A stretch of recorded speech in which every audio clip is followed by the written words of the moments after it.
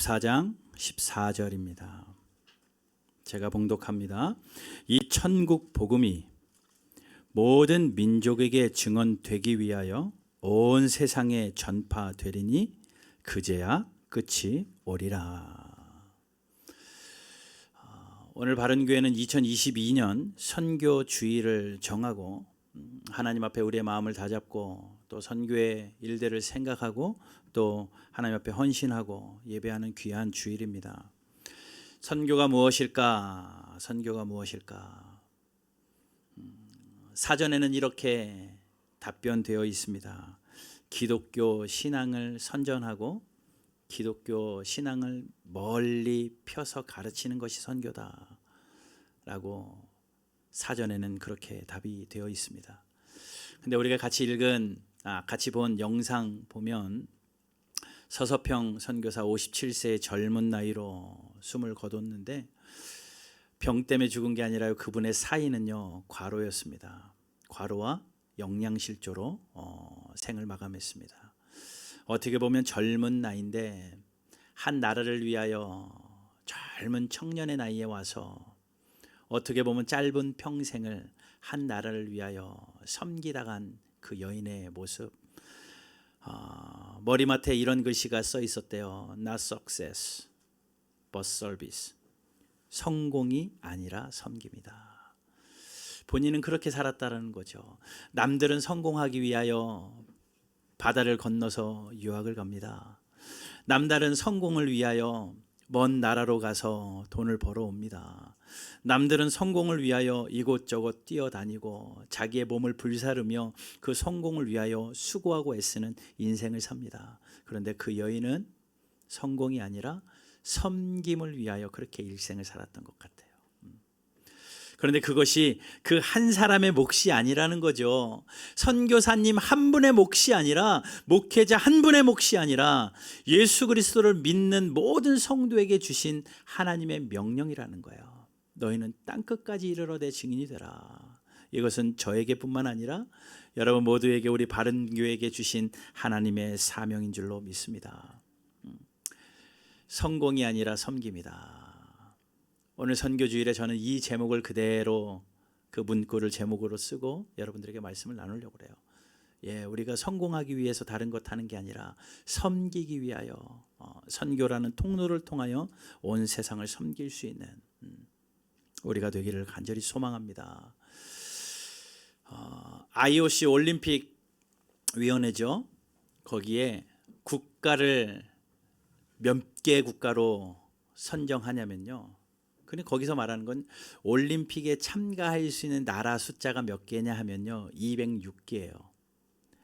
그러니 올림픽 위원회에 가입되어 있는 국가 숫자가 206개입니다. 자, 유엔은 몇 개의 나라가 가입되어 있냐면요 195개의 나라가 가입되어 있습니다. 한 나라라고 인정하는 유엔에서 한 나라라고 인정하는 국가의 숫자가 195개라는 거예요. 여기서 질문합니다. 유엔은 195개, IOC는 206개, 200개 언저리인데 코로나 걸린 국가가 몇 개일까요? 코로나 걸린 나라가 몇 개일까요? 코로나 걸린 나라 숫자. 그 인터넷 웹사이트를 좀 찾아보니까 코로나 걸린 나라 숫자가 확인된 나라만 217개래요. WHO에서 그렇게 발표를 합니다. 217개. 그러니까 올림픽 위원회에서도 말하는 국가 숫자보다도 코로나 걸린 숫자가 많고, 유엔에서 인정하는 나라 숫자보다도 코로나 걸린 숫자가 많다라는 거예요. 그러고 보면 코로나가 굉장히 유명합니다.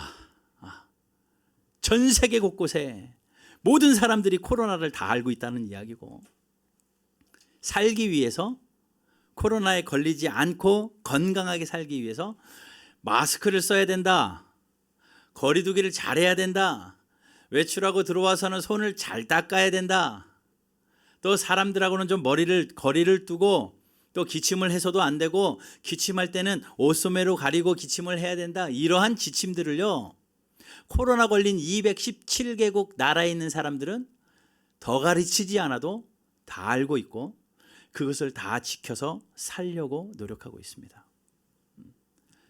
어떻게 보면 단 2년, 3년 안에 전 세계에 코로나로 물들어 버린 거죠. 저는 그런 생각을 합니다. 우리가 예수의 복음으로 물들이는 것이 우리의 사명일진데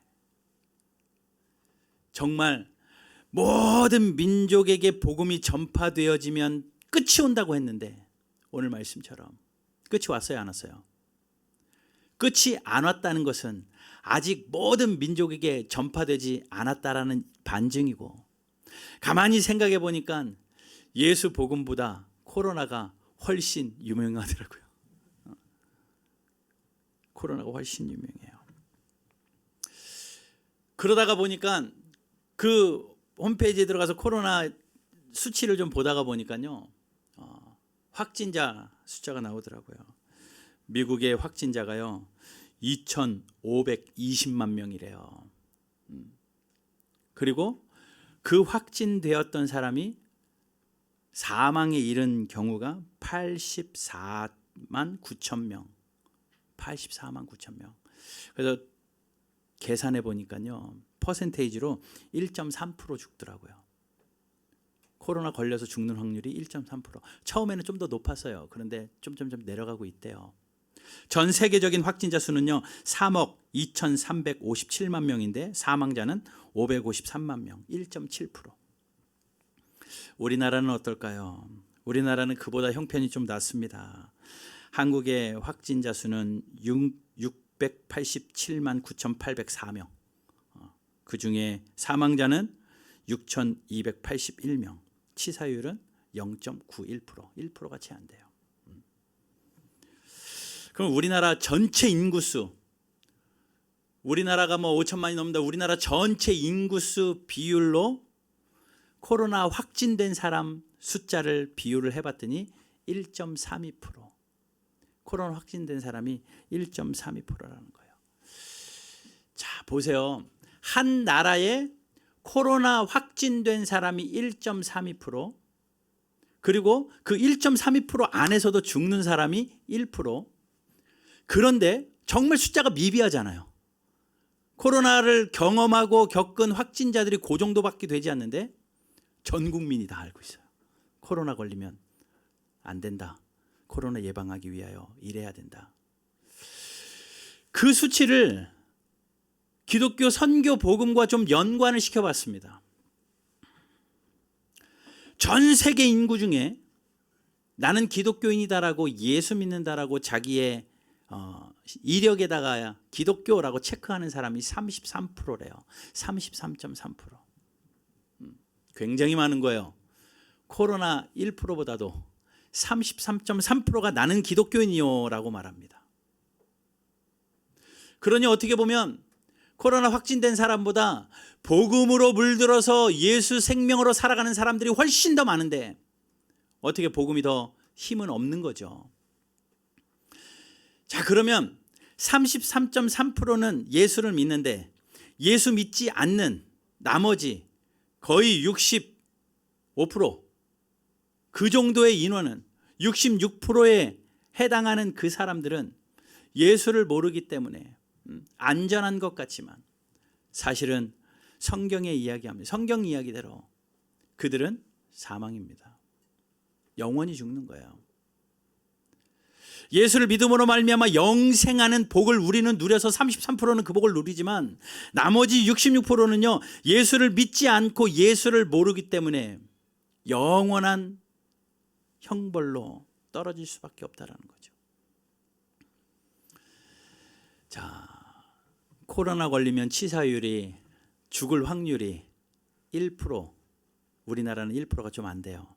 그런데 예수를 믿지 않으면 죽을 확률이 몇 프로예요?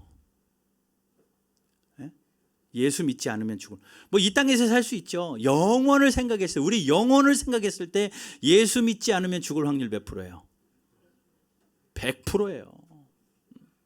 뭐 1%, 1점 몇 프로 이 이야기가 아니라 성경의 이야기대로 예수 믿지 않으면 영원히 죽는 것은 100%입니다.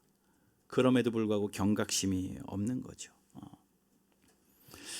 여러분, 우리가 좀 심각하게 받아들여야 될 것은 세상의 소식보다 이 복음의 소식이 전파되어지는데 통로로 우리가 세움받아야 된다라는 겁니다.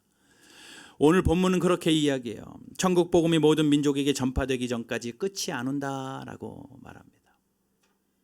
세상이 끝이 안 왔다는 것은요, 아직 세상이 끝나지 않았잖아요. 아직 세상이 끝나지 않았다라는 것은요, 뭐냐면 아직 선교해야 된다는 이야기예요. 여러분, 성경을 좀 단순하게 보고 단순하게 믿읍시다. 아직 세상이 끝나지 않았다라는 것은 아직도 우리는 선교해야 할 사명이 남아 있다라는 이야기예요. 그러면 언제 끝납니까? 마태복음 24장 26절에는 그렇게 이야기합니다. 오직 아버지만 아신다.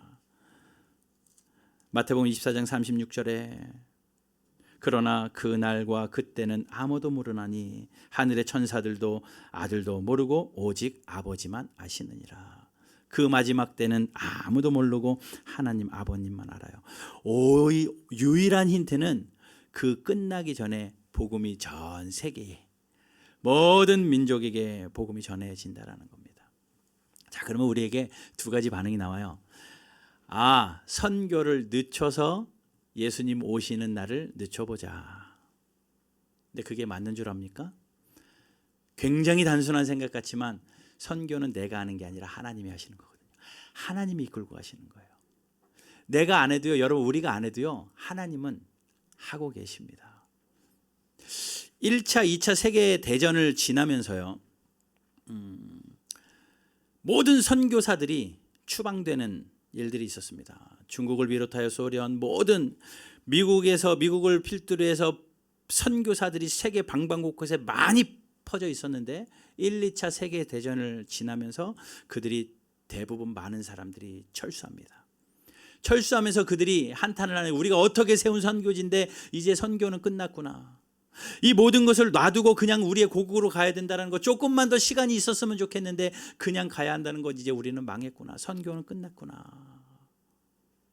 여러분, 코로나가 시작되면서 30%의 선교사님들이 철수했대요. 중국은 거의 모든 선교사님들이 철수합니다. 많은 선교지에서 그렇게 이야기합니다. 코로나 때문에 선교가 굉장히 어려워졌다. 선교가 막혔다라고 이야기합니다. 우리의 생각은 그때나 지금이나 동일해요. 그런데 역사를 보게 되면요, 그 이후에 문호가 개방되어지고 그보다 더 많은 선교사들이 다시 회복되어 파송되어지고, 그러니 하나님의 선교는 우리가 끝난 것 같다 할지라도 하나님이 이끌고 가면 반드시 이루시는 게 하나님의 선교라는 거예요. 여러분, 꼭 기억하십시오. 하나님 나라의 선교는 하나님이 하십니다. 그러니 우리는 내가 안 하면 늦춰지겠지. 아니요, 내가 안 해도 하나님이 하셔요. 그 우리의 반응은 뭐 해야 되냐면요, 하나님이 어차피 하신다면, 어차피 이루실 일이라면 하나님 앞에 쓰임받는 게 좋죠. 쓰임받는 게 좋죠. 하나님, 우리를 써주십시오 라고 헌신하고 하나님이 우리를 통하여 하나님의 선교를 이루어가는 겁니다. 그런 생각을 해봅니다. 우리 교회가 아니어도 큰 대역교회들을 통하여서, 큰 선교단체들을 통하여서 하나님의 선교는, 하나님의 나라 확장은 분명히 이루어질 텐데, 그래도 하나님, 우리 바른교회도 좀 써주세요. 남들 하는 것만큼 큰 일은 안 해도 하나님, 우리가 할 수 있는 것, 우리에게 맡겨진 분량에서 기회 주시는 대로 하나님, 우리도 사용해 주세요. 그러니 하나님은 지금도 우리에게 기회를 주시고 우리를 통하여 하나님의 일들을 이루어 가시는 겁니다. 그러니 착각하지 마십시오. 내가 선교를 열심히 해가지고 하늘에 있는 하나님, 예수님의 재림을 땡겨오는 게 아니라 하나님이 우리를 기회 주셔서 하나님의 선교를 우리를 통하여 이루어 가는 겁니다. 우리가 동참할 수 있는 것이 복이라는 거죠. 여러분, AI 요즘에 유행이잖아요. 집에 들어가면 핸드폰도 TV도 다 말로 다 하고, 뭐 요즘에 뭐 유튜브 보니까 AI 로봇들 많이 나오고 미국에서는 AI 목사님도 있대요. 그렇게 AI들이 뭐 이제 점점 인간 같아지더라고요. 한번 상상해 봅니다. AI 어린이를 만들었어요. 이 아이는 만들어질 때부터 무조건 엄마 아빠가 이야기하면 이해할 수 있도록 고안이 됐습니다. 그리고 알아서 똥오줌도 잘 가리고 삼시세끼 밥도 제때제때 먹고 또 공부도 얼마나 잘하는지 모든 시스템이 부모의 바램대로 완벽하게 만들어진 AI예요. 그 아이가 있습니다. 그리고 또 한쪽에는 우리 집 아이들이 있습니다. 여러분들의 아이들이 있습니다. 그 AI에 비하면 답답하죠. 말도 잘 안 들어요. 하라는 건 잘 안 해요. 먹으라는 건 안 먹어요. 하지 말라는 것만. AI가 완전 반대예요. 그런데 부모의 입장을 생각해 보세요. 어느 날 청년이 돼가지고 이제 철들 나이가 되었는데 이 AI가 청년이 돼서 엄마 아빠 저를 키워줘서 고맙고 감사합니다. 앞으로 효도하며 살겠습니다. 만들어진 대로 그렇게 멘트를 날립니다. 또 한쪽에서는 그렇게 나를 속썩이던 내가 배 아파 난 아이가 청년이 돼서 어느 날 내 앞에서 엄마 아빠 날 낳아주셔서 고맙습니다. 앞으로 효도하며 살겠습니다. 어떤 게 더 감동이에요? 평생 내 말대로 산 AI가 그 말하는 게 감동이에요? 아니면 내 배 아파 났는데 말도 안 듣던 것이 철들어가지고 그렇게 하는 게 감동이에요? 어떤 게 더 감동이에요? 어느 게 더 감동 같습니까? 당연히 후자죠. 두 말하면 잔소리고 당연한 후자입니다. 여러분 하나님도 동일할 것 같아요. 하나님도 동일하실 것 같아요. 우리 인간들을요 컴퓨터로 만들지 않았어요. 만약에 그렇다면 하나님이 만들어 놓으셨겠죠. 선교할 수 있는 적합화된 AI 교회도 만들었을 것이고 성경 말씀대로 완벽하게 살아내는 AI 교회들도 성도들도 만들어냈을 것이고 하나님 왜 못하셔요? 천지를 만드신 하나님인데 그거 충분히 하시죠. 그런데 하나님이 우리를 이렇게 만들으셨어요. 자기 멋대로 살도록 또 그냥 세상에 흔들려 살도록 그렇게 연약한 존재로 만들어 놓으시고 우리 안에 자유의지를 넣어 놓으시고 하나님이 기다리시는 겁니다. 그랬던 우리가 하나님 잘못했습니다. 말씀대로 살겠습니다. 하나님 성경대로 살겠습니다. 하나님 하나님의 손과 발이 되어서 선교하겠습니다. 하나님 입장에서 잘 만들어진 것이 그대로 가는 것보다 그렇게 고백하는 교회가 훨씬 더 아름답죠. 그렇게 자유의지를 줬다는 것은 하나님의 신뢰예요. 하나님이 믿는다는 겁니다. 기다리고 계시는 그 하나님 앞에 우리는 반응해야 되지 않겠어요? 하나님 앞에 예 하나님 제가 선교사입니다. 꼭 선교지로 나가는 자만이 선교사가 아니라 하나님 우리가 그렇게 하나님 앞에 선교하고 헌신하는 그런 결단이 저와 여러분들 가운데 있기를 주님의 이름으로 축복합니다.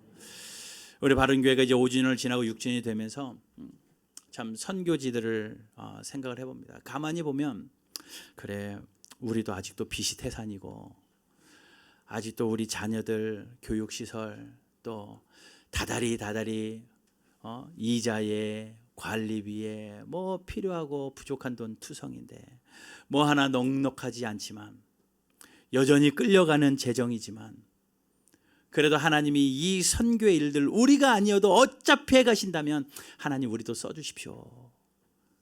그 마음을 먹으면서 기도합니다. 그래 올해부터는 우리가 한 군데씩 늘려가면서 선교를 작정하고 우리 성도들과 함께 선교해야 되겠다 해서 비전 위원들과 같이 고민하고 또 결정을 해서 4군데를 섬기기로 작정을 했습니다. 복음의 전함을 섬기기로 했어요. 여기 복음의 전함은 제가 복음의 전함 처음 생길 때부터 그게 자문 목사로 거기서 교회에서 기도를 하고 또 지금도 거기 가서 직원들 예배를 하고 그 복음의 전함의 메시지라든지 또 광고 문구라든지 그 안에 직원들 필요한 부분들을 돕는 목회적인 일들을 감당하고 있습니다. 그래서 우리가 돕고 있었던 곳이고 올해는 새롭게 아프리카 감비아 선교사님 대회를 후원합니다. 이분들은 간략히 소개를 드리면 이분들은 캐나다에서 박사학위를 마치고 한국의 유수한 대학교에 지원하여서 한국의 대학교 교수로 오려고 준비하고 있던 분들인데 졸업식 날 캐나다 선교 단체에서 광고를 하더래요. 여러분, 감비아라는 나라가 있습니다. 여러분 감비아 들어봤어요? 감비아라는 나라가 있는데 그 감비아에는 대학교가 딱 하나밖에 없습니다. 근데 그 대학교가 하나밖에 없다 보니 당연히 국립대학교고 많은 사람들이 유명하게 생각하는 대학교인데 그 캐나다 선교 단체의 목적은 국립대학교에 신학교를 세우는 겁니다. 그래서 국립대학교 총장을 계속 만났다는 거예요. 학교에다가 신학과만 설치해 주십시오. 그러면 교수도 다 우리가 파송을 할 거고 교수 월급도 이 단체에서 다 될 거고 학생들 모집이 되어지면 학생들도 전부 다 장학금 우리가 다 될 테니까 애들은 학생들 공짜로 오게만 하십시오. 굉장히 좋은 기회잖아요. 그래서 감비에서 허락을 했습니다. 그래서 5년 전에 학교에 세웠는데 이 목사님이 졸업식 날 그걸 들으면서 그러더래요. 교수 2명이 필요한데 선교사로 파송될 2분 선착순. 그래서 자기도 모르게 손이 올라가더래요. 그래서 아이들을 다 데리고 그곳에 가서 지금 5년, 6년째, 어쩌면 우리 바른교회랑 똑같아요. 6년째 거기서 학교에서는 대학교 교수지만 교회를 섬기고 아이들을 섬기는 선교지의 후원, 대학 월급이 없습니다. 대학교 학비가 없는, 월급이 없는 걸 선교지에서 주는 후원금으로 거기서 그 사역을 감당하고 계시는 귀한 분인데 우리가 연결돼서 또 섬기기로 했습니다. 또 세움교회를 섬기기로 했습니다. 여러분 나눠드린 대로 우리 정윤원 집사님 사위분이기도 하고 또 우리 박연주 사모는 우리 바른교회 개척할 때 첫날부터 그리고 교회 안에 있는 웬만한 디자인들은 다 그 친구가 지금도 그렇게 돕고 있고 1월 첫째 주부터 강동의 한 곳을 빌려서 주일 예배를 시작했어요. 모르겠습니다. 우리의 도움이 얼마나 될 수 있을지는 모르지만 그래도 기도하고 섬겨야 되겠다. 그 마음이 들어서 거기서 선정했고 또 이제 젊은 목회자 몇 명이 모여가지고 이제 시작하는 밝은 선교회의 그런 단체에 제가 가입돼서 선교 일들을 좀 더 현실적인 일들을 하자. 4군데를 정해서 했습니다. 가만히 생각해 봤습니다. 우리 성도가 제가 명단을 딱 보면 120여 명이에요. 아이들 빼고 또 장결자들 빼고 그냥 주일날 매주 이렇게 소통하면서 예배가 될 수 있는 사람은 70여 명 정도 되더라고요. 그래서 제가 그렇게 작정을 했습니다. 그래 1인당 10,000원씩만 월 작정해도 우리가 이 4군데 20만 원씩 해서 밝은 선교회는 10만 원, 나머지는 20만 원씩 해서 70만 원 우리가 작정할 수 있겠다. 그리고 더 되면 선교사님들 만날 일 많거든요. 선교사님들 오시기도 하고 또 뵙기도 하면 또 그때마다 일정하지 않지만 선교 후원을 해야 되는데 그런 일들을 모아서 우리가 선교비를 해야 되겠다라는 생각이 듭니다. 그런 여러분 이 약정서 있으시죠? 다 받으셨나요? 못 받으신 분 한번 손들어 보십시오. 여기 집사님 못 받으신 분 좀 나눠주시고요. 온라인으로 예배하시는 분들도요. 오늘 온라인 주보에 구글에 구글 폼에 다 이렇게 약정할 수 있도록 또 방송 유튜브 방송 밑에 아마 링크 들어가 있을 겁니다. 여러분 요거 작정해서 이 작정은요 영원한 작정이 아니라 올 한 해만 작정하는 겁니다. 2022년만. 우리가 2019년도에 한번 해봤거든요. 작정은 했는데 2달 지나니까 다 끝나셨더라고. 올해는 목숨 걸고 연말까지 하시는 겁니다. 만약에 다달이 자신 없으면 일시불로 내세요. 교회에서 알아서 다달이 쓸게요. 여러분이 작정하시기 전에 우리가 섬기기로 한 우리 후원하는 당자들께서 잠깐 선교 소식 전하는 메시지 있습니다. 잠시 보겠습니다.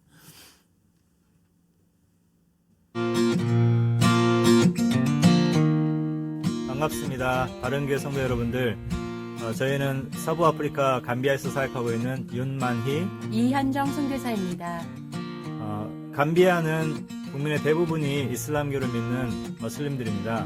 그래서 이 감비아 대학교에 기독교 학과가 생긴 지 5년 되었는데 저는 거의 초반부부터 이곳에 오면서 그 신학교에서 학생들을 양육하면서 감비아 교회 목회자들과 성경 교사들을 양육하는 사역을 하고 있습니다.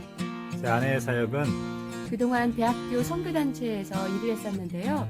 최근에 시골로 이사 오면서 주일학교 사역과 유치원 사역을 준비하고 있습니다. 이제 저희 사역이 5년을 마치고 6년째 들어가고 있는데 이렇게 바른교회에서 저희들 기도해 주시고 후원해 주셔서 진심으로 감사드리고 저희가 이 감비아에서 주의 복음을 계속 전하는데 힘이 되어 주신 것을 진심으로 감사드립니다. 반갑습니다. 바른교회 성도 여러분. 저는 세운교회 오현식 목사입니다. 하나님의 섭리 속에서 세운교회를 세워주시고 또 예배할 수 있는 공동체로 만들어주셨는데 바른교회 성도 여러분께서 또 헌금해 주시고 또 축복해 주셔서 너무나 감사드리고 저와 저희 아내와 세운교회 성도들도 이 바른교회 성도님들을 중보하고 기도하면서 나아가도록 하겠습니다. 2019년 선교 주일 때 배웠었는데 그간 평안하셨죠? 늘 기도해 주시고 늘 동역해 주시는 힘으로 복음의 전함이라는 이 배는 예수님의 은혜 가운데 순항 중에 있습니다. 이 모든 것이 여러분들의 기도와 또 협력이 없었다면 아마 진행되기 어려웠을 것 같습니다. 오늘 드려지는 선교 헌신 예배가 얼마나 감사하고 귀한지 더 기도하겠습니다. 그리고 더 응원 드립니다. 강건하시고 예수님 안에서 더 행복하시기를 소망합니다. 감사합니다.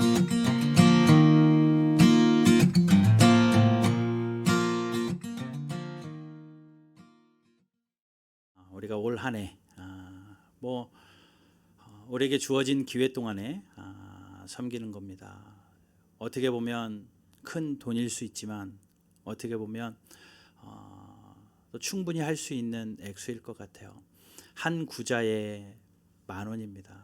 본인이 네 군데 다 섬기고 싶다 그러면 4구자 하시면 되고 한 군데만 할 수 있다 그러면 형편대로 하십시오. 형편대로 하시고 또 가족들 상황 보시면서 이렇게 하셔서 작정해 주시면 좋겠고 작정하실 때 주일날 선교 헌금 봉투를 통해 선교 헌금 하셔도 되고 그 계좌에 있는 대로 선교 헌금 계좌입니다. 그 계좌로 자동이체 하시든지 아니면 월 이렇게 하시든지 하셔서 우리 선교 헌금 결국은 우리가 손과 발이 되어서 섬기는데 어떻게 보면 물질이 절대적이기는 해요. 그러니 우리가 또 그렇게 또 물질이 있는 곳에 마음이 있는 것이기도 하고 그렇게 헌신하고 섬기는 저와 여러분들 되기를 간절히 바랍니다. 우리가 하나님의 선교를 하면 세상이 끝이 오지 않았기 때문에 선교도 끝나지 않고 선교가 계속 되어진다라는 것은요. 어떻게 보면 하나님이 우리와 계속 함께 계신다라는 증거예요. 약속이기도 합니다. 왜냐하면 마태복음 28장 19절 20절에 이런 말씀이 있습니다. 그러므로 너희는 가서 모든 민족을 제자로 삼아 아버지와 아들과 성령의 이름으로 세례를 베풀고 내가 너희에게 분부한 모든 것을 가르쳐 지키게 하라. 볼지어다부터 같이 읽습니다. 시작. 볼지어다 내가 세상 끝날까지 너희와 항상 함께 있으리라 하시리라. 세상 끝날이 언젠데요? 복음이 다 전파되지는 그날입니다. 그러니 그날까지 선교하는 사람, 복음의 전파를 하고 있는 모든 성도들은 하나님이 내가 너와 항상 함께 하겠다라고 약속이에요. 그런 여러분 헌신하시고 작정하는 은혜가 있기를 주님의 이름으로 축복합니다.